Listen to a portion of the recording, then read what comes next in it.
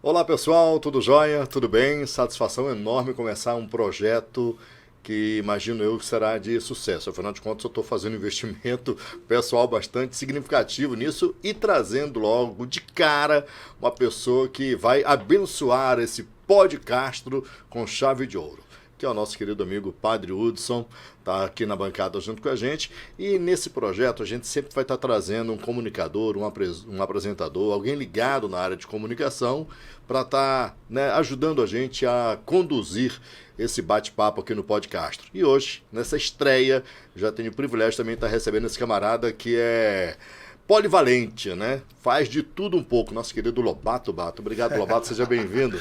Beleza, Alessio, obrigado aí pelo convite. É um prazer ver o Padre Hudson, né? Quando eu vejo o Padre Hudson, eu lembro quando eu fui coroinha também. Ajudar o padre realmente é muito bacana, muito legal, principalmente a comunidade católica, né? Que é grande demais no mundo todo. Padre Hudson, obrigado por aceitar essa empreitada e, digamos assim, me dá a oportunidade de começar um podcast com uma pessoa de alta relevância como é Vossa Senhoria, né? Um camarada que eu tenho um respeito extraordinário, né? A sociedade de Parauapebas conhece e em todos os grandes eventos, eu que sou também, além de locutor, a gente faz alguns eventos com cerimoniais, geralmente as pessoas quando começam algum empreendimento, logo de cara já traz alguém para fazer ali um ato ecumênico. E eu me sinto meio que assim também nesse podcast. Obrigado, querido, por ter aceitado o nosso convite de vir aqui bater um papo com a gente. Parabéns aí pela ousadia, né? Eu acho que sempre a gente tem que ter isso no nosso coração, né? Esse desejo de trazer uma novidade, algo diferente. Então, parabéns. Além de gostar desse meio, estou aqui do lado de amigos, né? Você é uma pessoa que a gente tem uma amizade de muitos anos, Lobato igualmente, né? O nosso amigo João. Então, a todos, eu quero já parabenizar pelo projeto, lindo projeto, né? Um estúdio maravilhoso, moderno, aconchegante e um projeto inovador. Só desejo bênçãos de Deus sobre toda essa iniciativa. Obrigado. Lobato, e aí? Qual a primeira pergunta para o Padre Hudson? Eita, Padre Hudson, nós vamos começar, logo, como o pessoal diz, nós vamos começar pelo começo, né?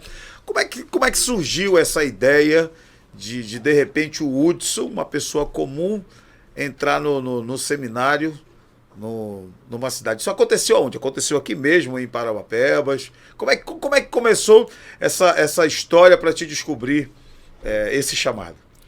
Então, eu sou natural de Conceição do Araguaia, sou paraense, de família goiana. E minha família veio para o Pará no ano de 78. Eu fui o primeiro da minha família a nascer aqui no Pará, vindo do Goiás, né? E nasci então em Conceição. E depois de 7 anos, com 7 anos de idade, minha mãe, que é professora, ela foi designada a acompanhar o projeto do Getache no CEDERI 2, né, na zona rural. E ali ela me levou, diante desse projeto, que era tudo município de Parauapebas. Hoje já é uma cidade, né, a cidade de Canaã. Mas nós viemos nesse projeto, né, onde minha mãe foi acompanhando aquele grande projeto de habitar a Amazônia, né, que foi um projeto do governo federal. E então, em 92, nós mudamos aqui para a cidade mesmo de Parauapebas. E aí, como foi que surgiu essa história para te ir para o seminário? Então, eu costumo falar, né, até assusta para as pessoas assim, que às vezes já pensam que a gente veio de uma vocação de berço, né? Eu sempre falo que eu nunca desejei ser padre, né? Não era o meu projeto inicial, não tinha isso no meu coração, né? Não foi algo que a gente hoje acompanha, vivencia isso muito, né? A gente encontra muita criança que brinca de ser padre, né? Talvez no meu contexto era da roça, a gente tinha um contato muito pouco com padre, apesar de a gente sempre ser católico. Minha mãe era dirigente, naquele tempo a gente chamava esse papel, né? Hoje a gente faz parte de uma coordenação, de um conselho. Mas na época minha mãe fazia as celebrações, né? Ela era professora e no contexto rural poucas pessoas têm a leitura. Então praticamente todos os finais de semana a gente estava ali na igreja. A igreja já foi na minha casa, foi no colégio que minha mãe trabalhava, depois foi mais distante e assim por diante. Quando nós chegamos aqui em Parauapebas, eu cheguei com 13 anos de idade. Então foi um vislumbre do menino do campo para a cidade. Então praticamente até se distanciei um pouquinho da igreja. E depois, através daquilo que eu gosto até hoje, que foi do futebol, eu encontrei com jovens da igreja, né? Na época eu era um atleta. E aí eles me chamaram naquela época para fazer parte do time deles, né? E aí, que era do grupo de jovens, e cresceu uma amizade. A partir daquele momento, eles convidaram para ir para a igreja. Isso é interessante, né? Através de um esporte, né? De uma atividade que agrega muitos jovens, eu fui conduzido novamente para a igreja. E ali, então, comecei a participar. Eu sempre fui intenso nas minhas coisas. Sempre fui aquela pessoa assim, de abraçar a causa, de vivenciar aquele projeto. Então, logo fui tendo alguns destaques. Fui coordenador do grupo de jovens, já concluí a minha catequese, já estava bastante envolvido na igreja, nos mutirões, né, como aquele processo de 92. A gente foi morar no bairro da Paz, né? Eu acho que eu sou como o nosso querido João, né? O Pezão, que tem esse acervo que eu sempre acompanho, sou fãzaço do trabalho dele, das postagens dele. E eu me vejo ali, porque eu cheguei para o Parauapebas, não tinha essa realidade de hoje. E ali, então, no bairro da Paz, eu lembro que logo após a invasão, nós compramos o nosso lote, né, onde é a nossa casa. Mas, né, até hoje? Até hoje. Minha mãe mora no bairro da Paz.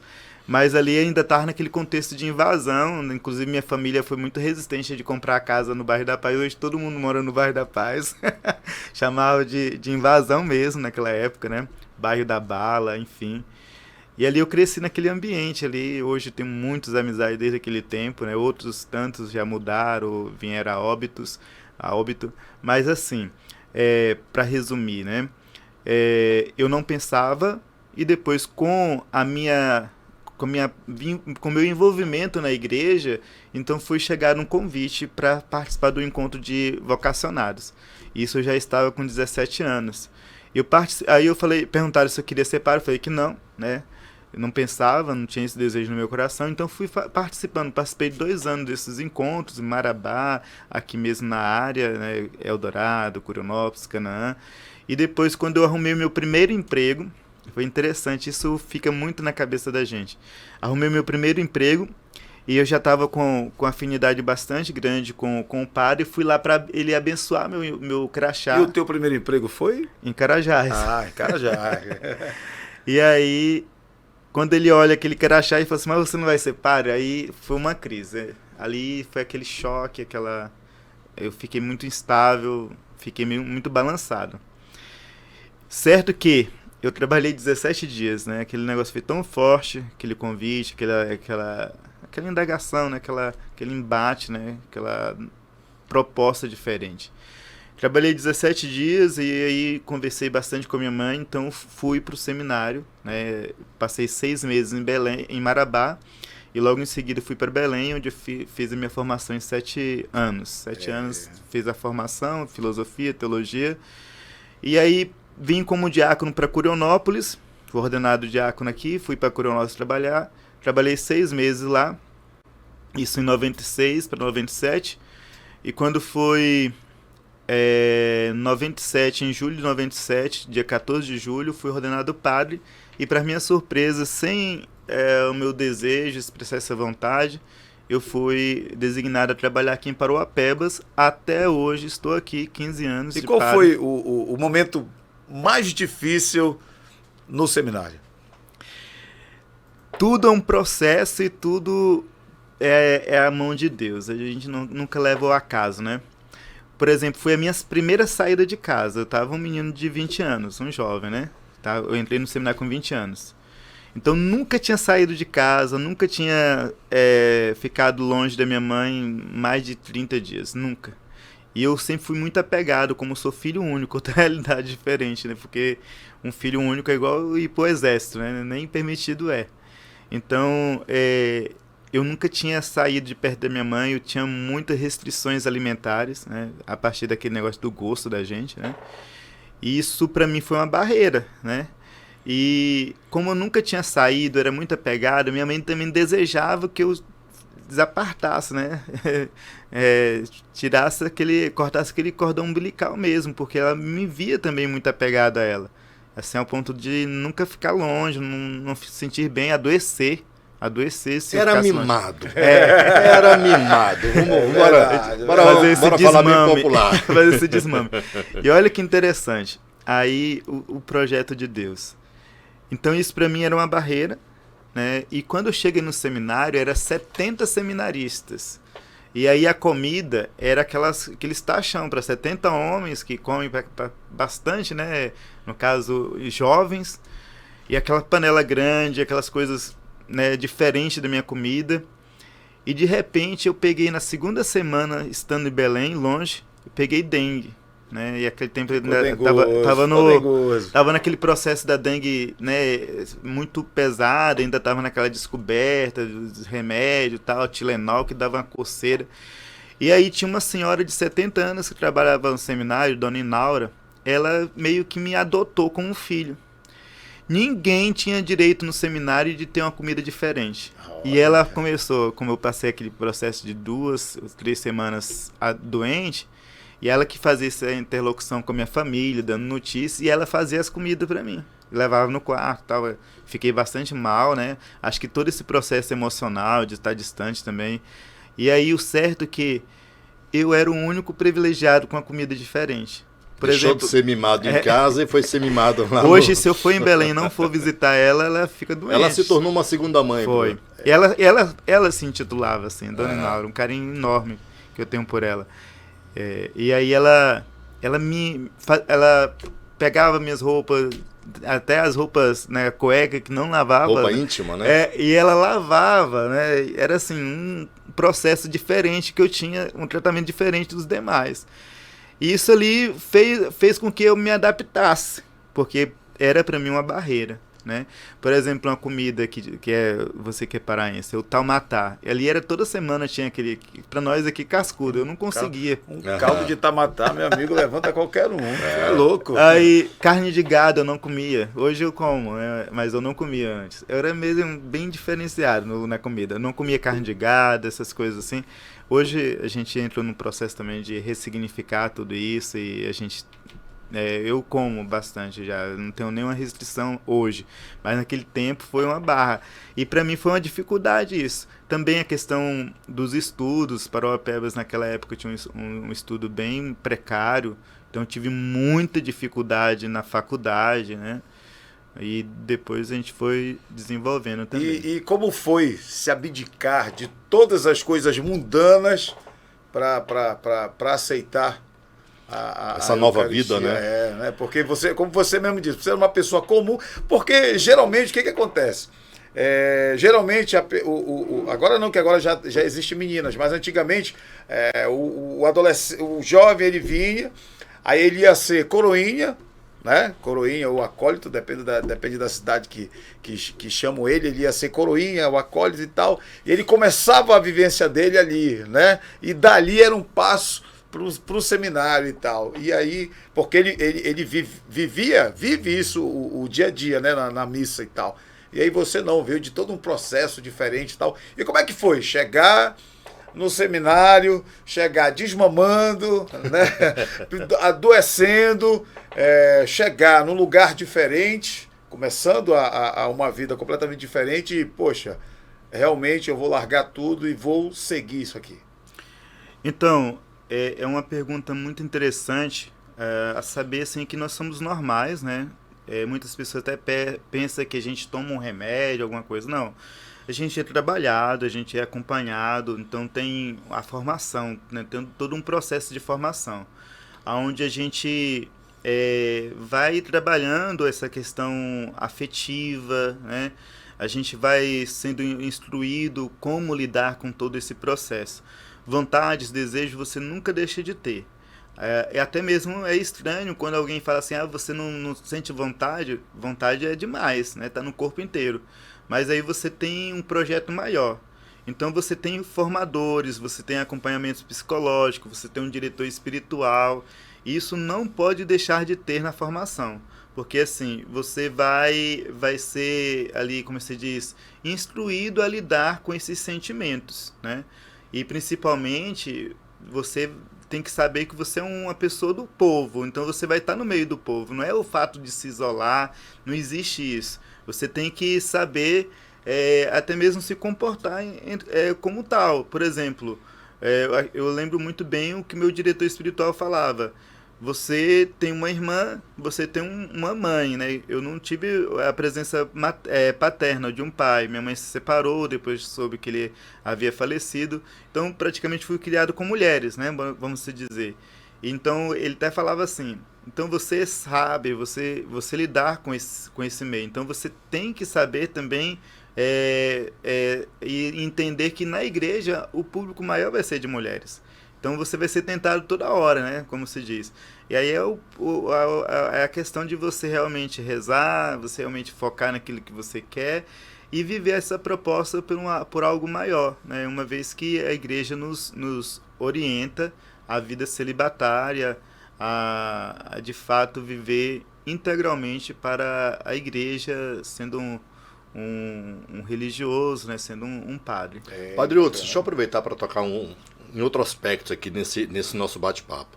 O senhor contou um pouquinho dessa tua peregrinação, dessa vocação que você acabou absorvendo por circunstâncias da vida, por convites, né, de amigos na adolescência e tudo. Hoje, né, como é que é o jovem hoje para ele se sentir inserido e provocado, chamado com essa mesma missão? Como é que está o sistema hoje em Parauapebas? Você chegou a ser o primeiro padre de Parauapebas, não nascido, mas surgido daqui? Na minha época já tinha pessoas, né, que estavam no seminário daqui e depois a gente chegou juntos, né, que foi o padre Robledo, que também é daqui, irmão do Rui Idelblando, né, o Rui Vassourinha. Sim. Então ele entrou junto comigo na época. Então praticamente somos os dois primeiros daqui, depois tem o padre Domingos e teve alguns que foram para as congregações religiosas, né, e depois foram padres também. Nem nome eu não lembro mais, mas foi o primeiro. Laércio, é assim, nós estamos vivendo uma cultura que a gente não entende. Por exemplo, o nosso seminário está cheio. Cheio? Cheio. Não diferente, tem, né? Porque a gente vaga. Eu já ia perguntar exatamente isso, porque, por exemplo, só para abrir um parêntese, na nossa área de comunicação, de locução propriamente dito, né, a gente não vê novos locutores surgindo. A gente sente falta disso, né, Lobato? A gente não vê novos apaixonados por rádio, por comunicação, como era na nossa época. Verdade. Que a gente praticamente pedia, pelo amor de Deus, me arruma uma vaga. E hoje em dia a gente faz chamamento nas emissoras de rádio. Olha, venha cá, venha fazer um teste, venha ver se você tem vocação e tal. E a gente vê isso meio que se esmilinguindo. E eu imaginava, pelo mundo que a gente está vivendo hoje, né, que todo mundo quer saber de badalação, de final de semana, de cerveja, disso, aquilo, outro e tal. É um mundo que a gente observa, é muito disso. E aí você chega e me fala, olha, tá tendo o nosso seminário superlotado. Eu já estava imaginando que era o contrário. Inclusive, Lécio, eu faria uma pergunta diferente assim para o... Como é que a Igreja Católica ela consegue se atualizar na questão do seminário, que ela tem uma doutrina arcaica, no mundo moderno? Como é que consegue linkar isso tudinho? Hoje existe também o processo de atualização, né? Por exemplo, o perfil do candidato de padre da minha época é diferente do perfil hoje. Na minha época, a gente vivia muito esse contexto social, por exemplo. Venho da pastoral da juventude, então aquela questão do grito dos excluídos, das campanhas, das greves, né? Era na época era o perfil dos candidatos a padre. Hoje nós temos um perfil diferente, de pessoas mais voltadas à espiritualidade, as pessoas mais contidas nesse meio social. Então nós estamos vivendo uma pessoa assim, até mesmo que queira viver aquilo que eles nunca vivenciaram, que é uma igreja antiga, né? Que é até mesmo a volta do latim, usar véu, usar batina, que já no meu contexto não era. Nós estamos vivendo um processo inverso. E aí os formadores têm que absorver isso, né, que existe um processo de formação, né, existe as pessoas, para trabalhar também essa mentalidade, esse perfil dos novos candidatos hoje. E assim, voltando assim à questão que o Laércio falava, né, hoje também em nossas igrejas existem muitos jovens, né, a gente percebe que a balada, esse meio liberal, não é para todos não, né? Tem muita gente fugindo disso. Tem muita gente que não se encontraram nesse meio, né? Até mesmo se escandalizam com isso. É claro que ainda existe um público muito grande para a gente alcançar, né? E levar uma palavra de Deus e principalmente fazer com que eles entendam um novo mundo, uma nova forma de viver. Até isso, a gente, por exemplo, nos nossos meios sociais, que a gente trabalha, por exemplo, aqui trazendo presente a questão da Fazenda da Esperança, então você vê pessoas que estavam nesse mundo, inseridas nesse contexto liberal, né, até mesmo se deixaram levar pelos vícios, e que hoje está ali e que você percebe um desejo profundo deles se reencontrarem. Eu fiz um trabalho agora com a minha turma da faculdade lá, e aí os meninos falaram assim que tinha notado que eu falava diferente lá numa entonação de voz, né? E como eles já tinham me perguntado lá na faculdade como que eles queriam que eles me tratassem, se padre ou útil, foi assim, que ficaria à vontade para eles. E lá no espaço da fazenda eles estavam me chamando de Hudson. Os meninos se assustavam, os que estavam ali na fazenda, porque pediam bênção. E eles vindo desse contexto de drogadição, né, de mundo. Mas eles já estão assim buscando esse mundo espiritual. Então eles pedem bênção, eles te tratam com respeito, né? E aí eu falei assim, ó, da mesma forma que vocês viram falando diferente, tipo uma entonação de voz, eles também observavam que vocês não estavam me chamando de padre, né? Então, tipo assim, a fazer entender, a gente tem percebido uma sede de Deus nesse contexto, né, de esvaziamento, nesse contexto de mundo da night, né, que as pessoas têm desejado buscar Deus, né? Agora, uma coisa que você tocou, muito importante, antigamente a gente tinha essa, até hoje eu particularmente ainda tenho isso, das pessoas verem a figura do padre, chega lá, toma benção, aquela coisa, benção, seu padre e tal. Hoje, com o mundo moderno, o padre ele pode ser comum, ele pode usar a sua vida social para ele ser comum, para ele mostrar que fora, o termo que a gente usa, fora da batina, ou seja, quando ele não está ali exercendo a sua função, ele dentro de casa, ele pode ser uma pessoa normal na rede social? Existe a questão da identidade que a pessoa vai tomando, né? A pessoa mesmo do padre, né? Aí não cabe eu julgar.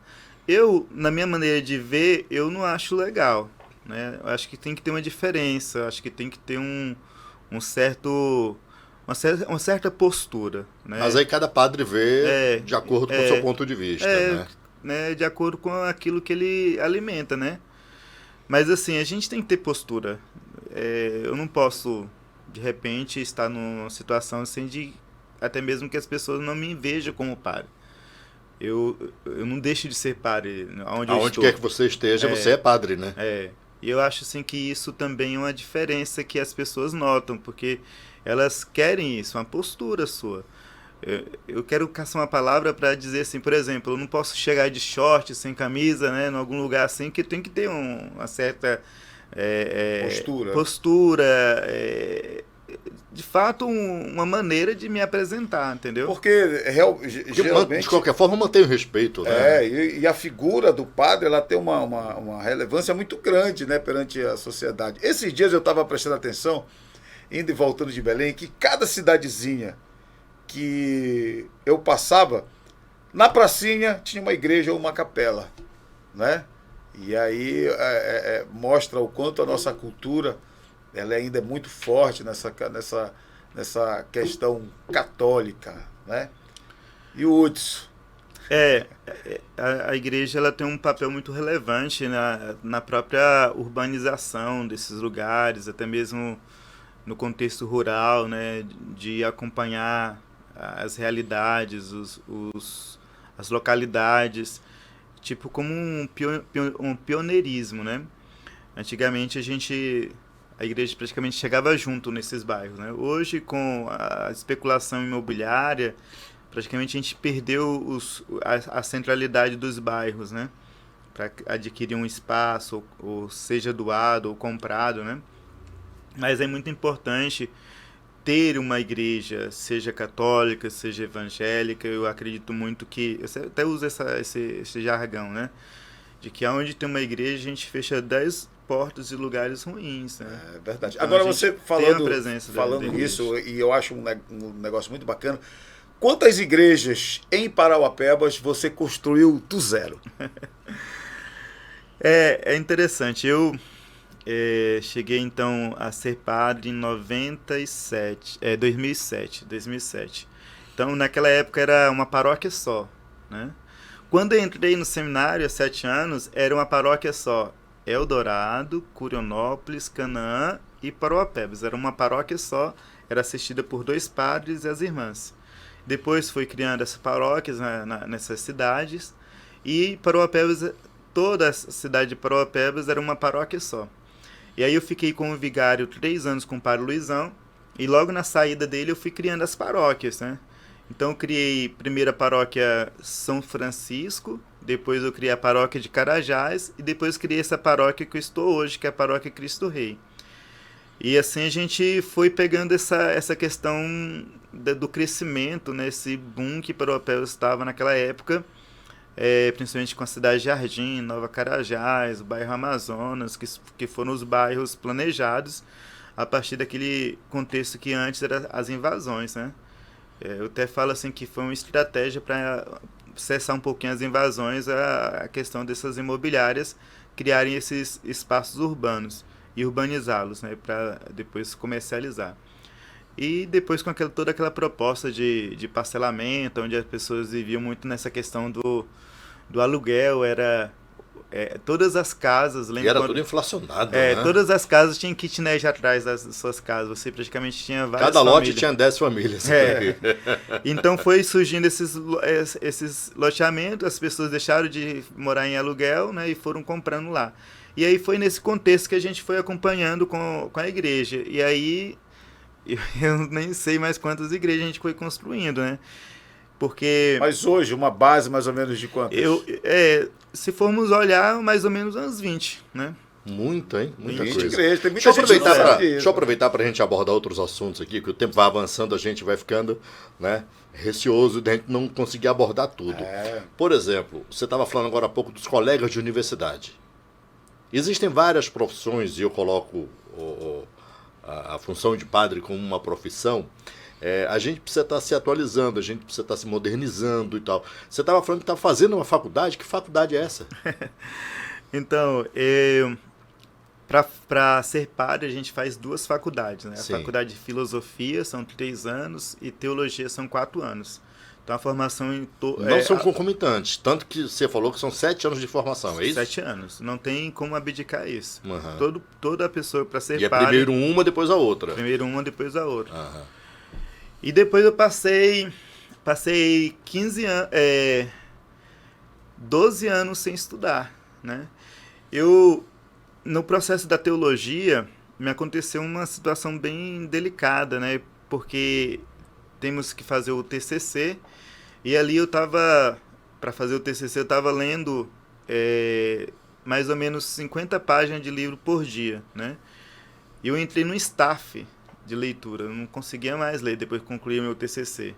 Então eu tive que ler mais ou menos uns 50 livros por aí para fazer o TCC e a tese. E eu entrei no staff que eu não conseguia ler. E eu era apaixonado por leitura. Não conseguia ler. E aquilo começou a me incomodou bastante, né? E aí eu passei, acho que uns 8 anos sem ler nenhum livro. E aquilo lá me incomodava. E aí depois eu comecei a forçar isso, né, a vencer esse staff. E aí eu comecei a voltar à leitura, né? Sempre gostei de ler, né, dos mais variados livros. E eu tinha um desejo, a partir de uma demanda que a gente tem bastante no atendimento nosso, né, no nosso expediente, nos nossos contatos com as pessoas, de trabalhar um pouquinho esse lado humano da pessoa, né? Uma vez que nós temos uma demanda bastante grande, considerada, de pessoas que nos procuram com nítidos e acentuados problemas psicológicos e que se atribui a problemas espirituais. Peraí, só para a gente poder entender melhor. Às vezes a pessoa está com algum tipo de transtorno, Isso. né? Transtorno, e aí chega lá, padre, eu queria que o senhor me desse um caminho aqui, eu queria saber o que que Deus, aqui. como é que Deus pode me conduzir nesse momento que eu estou me sentindo assim. Inclusive, imagino eu que algumas pessoas, como a gente está no setembro, né? Setembro amarelo, muita gente está falando muito dessa questão de suicídio, né? Chega muita gente com esse perfil lá, Padre Hudson. Muito. E também os filmes, eles levam muitas pessoas a fazer essas atribuições, esses filmes de possessões, esses filmes de terror, né? Né? De exorcismo. Exorcismo. Então, tudo isso levam as pessoas a atribuir qualquer surto psicológico a situações de estar em possessão, né? Então, com isso, a demanda é bastante grande. Além dessas questões de ansiedade, depressão, a pessoa naquele vazio emocional, espiritual, né, que, claro, o religioso entra, né, e tem um campo bem grande para atuar, né? Mas, assim, em muitas situações, a gente vê que não é uma ação de um demônio, né? A pessoa não está endemoniada, não está possesso, né? E isso vem muito, é um público muito ativo, né, que busca os religiosos. E ali eu me via desafiado. A oferecer o que eu poderia oferecer além do espiritual. Então foi aí que eu tinha o desejo de fazer a faculdade de psicologia para agregar, né? Psicologia. E então eu também tinha feito uma rede, né, que a gente fala muito hoje de pessoas que me ajudavam nessas pessoas com essas características. Nesse atendimento. Que são os psicólogos, que são amigos da gente, a gente chamou eles, a gente indicava e depois eu levei para a secretaria da paróquia. Hoje eu ofereço, né, junto com esses profissionais, essas pessoas. Você está em qual período já desse curso, padre? Estou cursando o 7º período. Já? São 8 períodos, não? 10. São 10. Já está mais da metade, né? Já. Chegamos ao finalmente aí. Já que a gente está falando nisso, já aconteceu algum caso real de não ser uma questão comportamental e sim uma questão de uma pessoa realmente está possuída de um demônio e tu precisar fazer um exorcismo? Acontece de fato? Acontece, né? Acontece assim, o demônio existe, né? A gente não pode nem brincar com ele, né? Mas assim, já aconteceu, né? Eu fiz um curso ainda no seminário de parapsicologia. Tava naquela época lá do Padre Quevedo e tal, né? Tava bastante na moda, né? E eu fui fazer, né?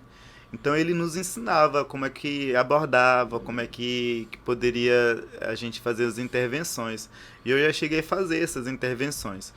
Um caso, e são bastante desafiador, né? Porque a gente controlar aquela situação, a gente fazer com que a pessoa voltar em si, né? Então, como a própria palavra de Deus fala, né? Rezar, né? Fazer um momento de oração, realmente fazer com que a pessoa volte a si, né? E realmente pedir que Deus esteja naquele momento, naquela pessoa, né? Que Deus... Não existe uma força maior que a força de Deus. Sim. Então, um dos casos mais difíceis, por exemplo, que eu encontrei, né, na época, foi aqui em Paropebas, uma pessoa que estava se cortando, que tinha quebrado o vitrô, estava cheio de sangue, e estava se debatendo, ninguém conseguia segurar, né? E ali foi bastante difícil, até que a gente conseguiu, né, com a ajuda também de pessoas, a gente conseguiu controlar e fazer com que a situação se acalmasse, né? Depois fizemos a oração e depois conduzimos essa pessoa também a um tratamento psicológico e foi assim que a gente conseguiu. Muito bom. Antigamente, quando a gente chegava numa determinada situação, a gente falava pro pessoal, rapaz, eu tô em Parauapebas há tanto tempo, ou numa determinada cidade há tanto tempo, lá eu conheço todo mundo, lá eu conheço o delegado, lá eu conheço o prefeito e conheço o padre, ou seja, eram as principais autoridades, né, daquela cidade. E a gente ter o privilégio de receber você aqui me deixa muito, muito orgulhoso, porque a gente também faz parte desse ditado aí, né? A gente conhece o prefeito, a gente conhece o delegado, a gente conhece a delegada, e também nós conhecemos os padres. Sabe, né? quando, Entre eles o Padre Hudson. quando eu comecei a te conhecer, foi na inauguração do novo prédio da prefeitura, que nós fizemos com a vinda do governador. Você era o cerimonial. Inclusive, ainda eles colocaram uma foto minha, moça, eu tava com uma papada, gordo, nem usava barba na época. Aí foi ali que você me conheceu, padre. Foi. Aí você era o cerimonial, e eu acho que não lembro qual foi o pastor, nós fizemos a parte da oração. Na inauguração do novo prédio da prefeitura, da delegacia. Da delegacia também. Deixa eu aproveitar rapidinho.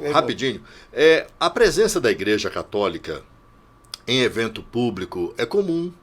Na igreja evangélica também é comum, mas a gente não vê, muitas vezes a gente não percebe as ações que são feitas. Você falou agora há pouco da Fazenda Esperança, né? A gente quase não vê dados, quase a gente não vê informações a respeito do número de pessoas que são atendidas lá, qual a periodicidade, quantas pessoas recuperadas passam por lá, mas além da Fazenda Esperança, existe um trabalho também que são feito no resgate dessas pessoas nas cadeias públicas, no caso aqui da penitenciária. Como é que é esse acesso da Igreja Católica? O padre chega lá a hora que quiser, conversa com quem quiser. Como é que funciona isso? E qual o resultado disso, principalmente? Existem as relações também institucionais, né? Sim. Que a gente consegue chegar nesses lugares, como presídio, né? Antes da delegacia, hospital, né? E é claro que existe também uma ordem, né? Pra gente não avacalhar, né? Eles têm um regime, eles têm os horários, a gente costuma se adequar, né? E temos também as pastorais que acompanham esses espaços. Por exemplo, temos a pastoral a pastoral carcerária, que acompanha lá. Temos a irmã bastante atuante, né, no presídio. Temos os membros tanto da Legião de Maria como outros grupos que fazem um trabalho no hospital. Temos as pastorais, por exemplo, pastoral da juventude, que trabalha com questões de juventude, pastoral da criança, que é bastante atuante aqui em Parauapebas, com a questão do leite, com acompanhamento da questão da nutrição das crianças. E vários outros grupos, né, como o Projeto Esperança, que trabalha bastante aqui no bairro Primavera, com as crianças, com as pessoas carentes. Temos o Bom Samaritano, que trabalha com a questão são 3 pilares, que é um sopão, ele sempre faz um sopão nos bairros, o outro é a questão do leite e outro das cestas básicas. Então são muitos os trabalhos, né, muitas coisas que a gente tem agido. E temos a presença também anualmente, teve essa interrupção com a questão da pandemia, da presença do Padre Robertinho também, que chegou a fazer casas populares, né, casas para as pessoas individualmente. Inclusive, de vez em quando, vai grupos de estudantes, né? Faz esse intercâmbio. Membros da Igreja Católica que vão lá para a Itália também. Né? Por exemplo, em Curionópolis, uma coisa que destaca bastante, que ele fez ali, acho que foi 58 casas populares. Né? Que bacana, hein? Legal, e fez esse trabalho ali. Então, é a presença da igreja, né? A gente acha que ainda precisa fazer mais, né? Infelizmente a gente não consegue absorver toda essa demanda social, mas a gente tem se dado bastante, se doado, e a gente também recebe muitas doações, por exemplo, de cestas básicas, que a gente redistribui, né? E a partir também da dimensão do dízimo na parte social, a gente tenta trabalhar essa questão bastante. Coisa boa. O padre, ele se diverte? Claro. Como? Como? Qual é a diversão? Eu procuro tirar minha segunda-feira. Ultimamente, com a questão da faculdade, eu não estou tendo, mas eu gosto de descansar, eu gosto de ir para até uma necessidade. Acho que todo mundo merece o seu descanso e o seu salário. Então, o seu descanso é na segunda-feira. Normalmente eu gosto de pescar, Mas aí, se o cara de repente te ligar e estiver precisando, e aí? Não, a gente vai, né? Sempre vai. Uma coisa que é interessante, eu aprendi também como é que é essa questão da formação. O meu diretor espiritual ele falava assim, ó, nunca deixe de visitar um doente, nunca deixe de assistir uma pessoa a família que perdeu um ente querido, né, de fazer o velório, de fazer aquele acompanhamento. Então, mesmo que seja na segunda-feira, mesmo que seja de madrugada, a gente sempre tem atendido. E tu ganha dinheiro também, cara? O padre ganha dinheiro, não? Como é que é? Tu vive como? A gente tem todo um custo de vida, né? No caso, moradia, tem o transporte para a gente chegar às comunidades, né? E tem a chamada côngrua. O que é a côngrua? É tipo uma compensação financeira de 2 salários mínimos, né? Uhum. E desse dinheiro você compra sua roupa, você compra o seu material higiênico. No caso, eu gosto de cachorro, compro a ração dos meus cachorros com esse dinheiro. Bom, você falando agora... E pagam minha faculdade. No nosso bate-papo, você falou que era um garoto mimado, né? Como é que tá essa relação hoje com a mamãe? Ela mora sozinha no bairro da Paz ou você continua morando com ela? Aqui a Colenda ainda vai filar a boia lá também? Ah, direto. Ela mora ela tá hoje com minha sobrinha, né? E ela mora, eu não moro com ela, né? Como é o nome da mamãe? Hilda. Dona Hilda. Professora Hilda. Isso. Trabalha lá no Carlos Henrique. Maravilha. Tu mora na igreja? Não, tem a casa paroquial, né? Tem todo mundo, antigamente o padre morava na igreja, né? Da capela, do lugar que ele estava, ele morava. Hoje é uma casa paroquial. Existe sempre essa questão do distanciamento, até para a questão da privacidade, e também preservar também para o descanso do padre, né? Padre Hudson, a gente precisa caminhar agora para o finalmente, mas eu não poderia encerrar esse bate-papo sem tocar num assunto e já puxar para o outro, né? O pessoal da produção está dizendo, tá na hora de terminar, Mas eu não posso deixar da gente falar em um aspecto. Primeiro existe uma discussão, né, que se diverge entre a igreja evangélica tradicional, os chamados protestantes, e a igreja católica, que é essa questão da adoração da imagem. Eu estou puxando esse assunto porque a gente também precisa falar da programação do Círio, né, que já está bem batendo a porta. Como é que é essa relação? Então, o contexto bíblico ao qual se refere muito essa questão, ela se dá ali no Antigo Testamento, quando, em especial, o povo conduzido por Moisés para a Terra Prometida, de repente, quando eu estava nesse contexto pós-escravidão, na liberdade, eles começam a cultuar outros deuses, né? No caso... Aquelas esculturas de ouro e tal. Isso. Então, o próprio deus Baal, que é o deus da chuva. E aí vem, então, todo esse contexto, né, da própria reivindicação de Deus de não adorar outros deuses, né? E nem esculpir imagens para colocar no lugar de Deus. Os santos, Nossa Senhora, ao qual nós temos as imagens, elas não se referem a Deus, né? Ela não é imagem de Deus, né? Por exemplo, até muito fácil de compreender o que a igreja pediu para a tradicional igreja do Goiás, que é a Trindade, né? Que não fizesse a imagem da Santíssima Trindade da imagem de Deus, porque não pode se fazer a imagem de Deus, né? A qual a gente deve adorar somente a Deus, não a imagem. E aí, né, a questão da imagem em si, né, nós encontramos a própria palavra de Deus, onde se pede para esculpir essas imagens de querubins, né, serafins, para que pudesse caracterizar aquele aspecto religioso. A imagem, se a gente for falar dela como um todo, nós somos a imagem. O próprio Deus vai falar que nós somos a imagem e semelhança de Deus, dele, né? E a imagem, ela tem essa própria especificidade de uma recordação. Por exemplo, você pode ser que você não conheceu o seu avô, bisavô, mas ali no álbum de família você vai ver uma foto, né, mesmo que seja arcaica, né, naqueles aspectos do tempo, mas você vai ver aquela foto, a sua mãe vai dizer assim, olha, esse aqui era seu avô, né, seu bisavô.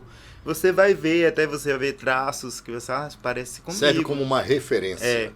Parece com meu filho, né? Então, tipo assim, são as formas a ajudar os nossos próprios órgãos de sentido a perceber e visualizar aquela pessoa que já não existe mais. Você pode até olhar para uma foto, por exemplo, aqui, uma pessoa que tem um pai que já faleceu, no meu caso. Eu olho para aquela foto, eu posso me emocionar com aquela foto, porque eu vou recordar da pessoa do meu pai, né? Então a imagem, a fotografia, ela não vai substituir a pessoa. Quando nós levamos, quando Mas nós essa colocamos... romaria que existe no caso do Sírio, onde as pessoas se emocionam, choram, não é uma Pedem. espécie de idolatria? Não. Recebem a graça. A idolatria, ela significa colocar como a espécie de substituir Deus, né? Que é a própria idolatrar, né? Esse aspecto de substituição, né? Quando nós fazemos a procissão, quando nós fazemos todo aquele evento, quando se tem os próprios pedidos, nós sempre levamos a crer, e todas as pessoas que fazem isso, é que nós estamos pedindo a Deus e sobre a intercessão daquela pessoa, do santo, de Nossa Senhora. Então a procissão, o destaque que se dá àquela imagem, em hipótese nenhuma nós estamos dizendo que aquela imagem seja Maria, seja o santo tal. Nós estamos levando aquela imagem, né, a própria palavra já se diz, como uma referência daquela pessoa. Bom, e a programação para esse ano, padre? Começa quando? Ciro de Nazaré, que move e emociona o Estado e o país todo, né?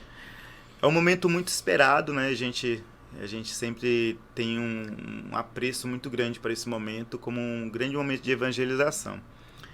Nessa própria característica que a mãe oferece, né? A nossa mãe, a imagem, né, da nossa mãe, que agrega, que nos afaga, que nos consola, né, que nos dá esse alento. Então essa característica do Sírio, de Nossa Senhora. E aqui nós estamos com uma programação bem especial, com algumas mudanças de acordo com aquilo que a gente estava vivendo. Agora o pós, né? Vamos dizer, seria o Sírio, o primeiro Sírio após todas as restrições que nós estávamos vivenciando. Então nós vamos ter muitas diferenças. Por exemplo, nós vamos fazer como grande abertura no dia 8 de outubro a carreata, onde nós vamos conduzir a imagem e fazer todo um percurso com os carros praticamente por toda a nossa cidade, e principalmente passando nos bairros, né? E depois temos as missas, né? As principais seriam no dia 12 o Sírio das Crianças, né? Celebrando o Dia das Crianças, fazendo o Sírio das Crianças. Depois no dia 16 vamos ter a sexta corrida do Sírio, né? A esporte. Já está virando tradicional, né? Inclusive, eu lanço o desafio para você. Você que tá magrinho aí, Laércio, vai correr, né? Vamos lá. Laércio é do Pilates, né? O Pilates, agora ser esticado. Tem que cuidar da saúde. Aí, então, vamos correr, né? E dia 16 vai ser a corrida. Aí, depois, dia 20 vai ser a missa onde nós vamos revestir com o novo manto, a missa da troca do manto. O manto tem sempre um aspecto bem interessante, né? Que é bastante emocionante ver dentro do tema que se trabalha, né? Depois nós temos a missa da transladação, que vamos fazer da igreja São Francisco para a igreja São Sebastião, porque vai ser a diferença essa, do Rio né? Verde para a Cidade Nova. Que antes o Sírio saía da São Francisco, mas era muito rápido, era só 4,5 km, né? É muito rápido. Vai sair de onde agora? Vai sair da São Sebastião para o Parque dos Carajás. Ah, tá.